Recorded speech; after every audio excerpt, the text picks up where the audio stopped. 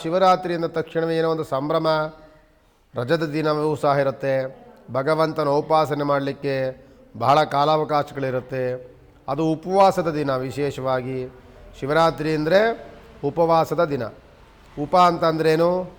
ಉಪ ಅಂತ ಅಂದರೆ ಹತ್ತಿರ ಅಂತ, ವಾಸ ಅಂದರೆ ಅಲ್ಲಿ ಇರುವಂಥದ್ದು. ಇದಕ್ಕೆ ಉಪವಾಸ ಅಂತ ಹೇಳ್ತಿರ್ತೀವಿ.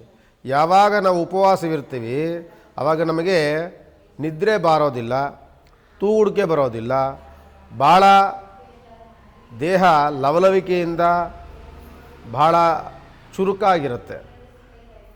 ಮತ್ತು ನಮಗೆ ಏಕಾಗ್ರತೆ ಬರುತ್ತೆ. ನಾನಿವತ್ತು ಉಪವಾಸ ಇದ್ದೀನಿ ಅಂತಂದರೆ ಇವತ್ತು ಹಬ್ಬ ಇದೆ, ಇವತ್ತು ಶಿವನ ಧ್ಯಾನವನ್ನು ಮಾಡಬೇಕು ಅನ್ನುವಂತಹ ಒಂದು ಪರಿಕಲ್ಪನೆ ನಮ್ಮಲ್ಲಿ ಬರುತ್ತೆ.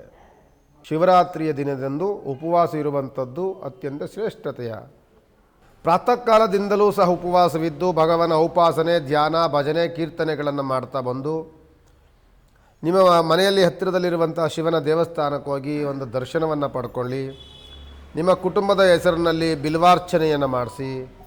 ಅದೇ ರೀತಿಯಾಗಿ ನಾವು ಹೇಗೆ ಉಪವಾಸವಿದ್ದು ಭಗವಂತನ ಧ್ಯಾನವನ್ನು ಮಾಡ್ತೀವೋ ಅದೇ ರೀತಿಯಲ್ಲಿ ಸಾಯಂಕಾಲ ರಾತ್ರಿಯ ಕಾಲದ ಜಾಗರಣೆಗಳನ್ನು ಮಾಡಬೇಕು.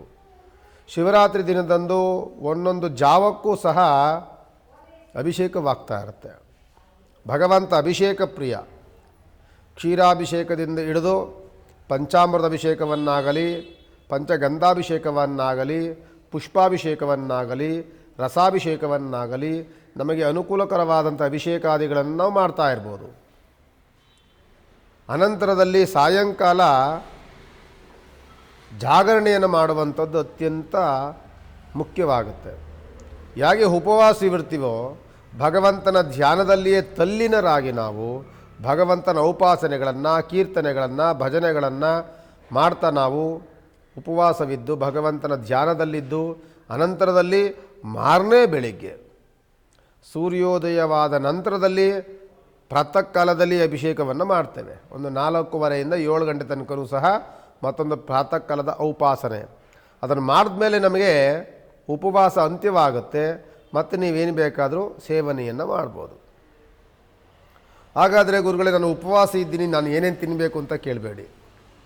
ಉಪವಾಸ ಅಂತ ಅಂದರೆ ದೇಹಕ್ಕೆ ನಮ್ಮ ನಿತ್ಯ ಭೋಜನಾದಿಗಳಿಗೆ ಅವತ್ತು ರೆಸ್ಟ್ ಕೊಡುವಂಥ ದಿನ. ಏನಂದರೆ ತುಂಬ ಮಕ್ಕಳಿಗಾಗಲಿ, ವೃದ್ಧರಿಗಾಗಲಿ, ಆರೋಗ್ಯ ಪೀಡಿತರಾಗಿರೋರಿಗೆ ಅದೇನೂ ಮಾಡಲಿಕ್ಕಾಗೋದಿಲ್ಲ. ನಾನೆಲ್ಲ ಚೆನ್ನಾಗಿದ್ದೀನಿ ಅಂತಂದರೆ ಒಂದು ದಿವಸ ಉಪವಾಸವನ್ನು ಮಾಡಿ. ಉಪವಾಸವಿದ್ದರೆ ನಿಮಗೆ ದೇಹದಲ್ಲಿ ಬಹಳ ಒಂದು ಚೈತನ್ಯ ಬರುತ್ತೆ. ಒಂದು ದಿನ ಸಂಪೂರ್ಣವಾಗಿ ದೇಹದ ಅಂಗಾಂಗಗಳಿಗೆ ರೆಸ್ಟ್ ಕೊಟ್ಟಂಗಿರುತ್ತೆ. ಆಮೇಲೆ ಏಕಾಗ್ರತೆ ಬರುತ್ತೆ ನಿಮಗೆ ಮುಖ್ಯವಾಗಿ. ನಂತರದಲ್ಲಿ ನಾನು ಏನಾದರೂ ತೊಗೊಳ್ಳೇಬೇಕು ಅಂತಂದರೆ ಹಾಲನ್ನು ತೆಗೆದುಕೊಳ್ಬೋದು, ನೀರನ್ನು ತೆಗೆದುಕೊಳ್ಬೋದು. ಅದಕ್ಕೆ ಯಾವುದೇ ನಿಬಂಧನೆಗಳಾಗಲಿ ಭೇದಗಳಾಗಲಿ ಇರೋದಿಲ್ಲ, ದೋಷಗಳು ಸಹ ಕೂಡೋದಿಲ್ಲ.